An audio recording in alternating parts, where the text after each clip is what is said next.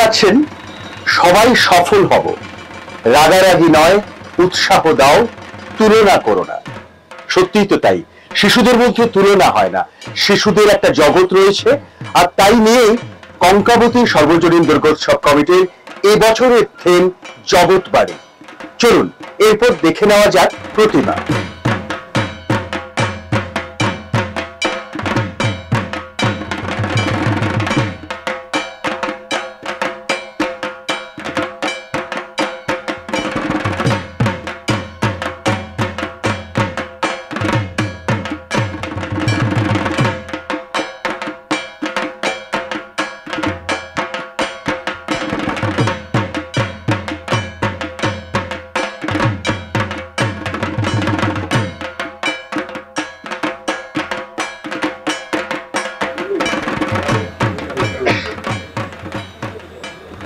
কঙ্কাবতী মানেই মানুষ অপেক্ষা করে থাকে নতুন কিছুর জন্য, নতুন কোন থিমের জন্য।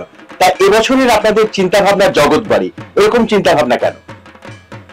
অ্যাকচুয়ালি জগৎ বাড়ি হচ্ছে প্রাথমিক শ্রেণীর একটা পাঠ্যপুস্তক, যেটাতে সমাজ সম্বন্ধে ছোটবেলায় শিশুদের মনে গেঁথে দেওয়া হয়।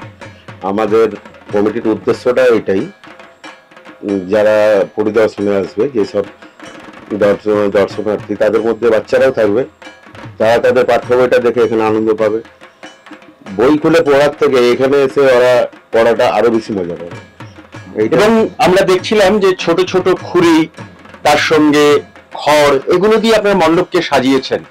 এটা কি আপনারা নিজেরাই করেছেন? হ্যাঁ, এই গোটা যে প্যান্ডেলটা দেখছেন না, এটা আমাদের মেম্বারদেরই হাতে তৈরি। মানে এমনকি একটা দড়ি পর্যন্ত আমাদের নিজেদের কেনা। আমরা আজকে 20-22 দিন অক্লান্ত পরিশ্রম করে এই মণ্ডপটা দাঁড় করিয়েছি। এতে আমরা দেখাতে চাইছি বাঙালির মৃৎশিল্পকে।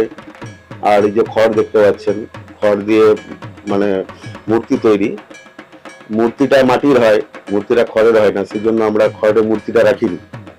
দেখবেন মূর্তি নেই পেতে। এটাই এই বাঙালির যে বেঙ্গলের যে মৃৎশিল্প বা কুটির শিল্পকে আমরা তুলে ধরার চেষ্টা করেছি। যেমন পুজো পরিক্রমায় এই থিম, এই পুজো বরাবরই আমি যে কথা বলছিলাম, একটা নতুনত্বের ছাপ রাখে। আমরাও আশা করব আমাদের এই পুজো পরিক্রমায় তারা নতুন নতুন থিমের সন্ধান দিয়েছেন, আগামী বছরও সেই সন্ধানের দিকে তারা এগিয়ে যাবেন। আমাদের পক্ষ থেকে রইল শুভেচ্ছা। এখন আমরা আমাদের তরফ থেকে একটি স্মারক তুলে দেব পুজো উদ্যোক্তাদের হাতে। বিদ্যাসাগরের তরফ থেকে আমাদের সম্মাননীয় স্টেশন ডিরেক্টর শ্রী সুনীল চন্দ্র মল্লিক মহাশয় একটি স্মারক তুলে দিচ্ছেন উদ্যোক্তাদের হাতে।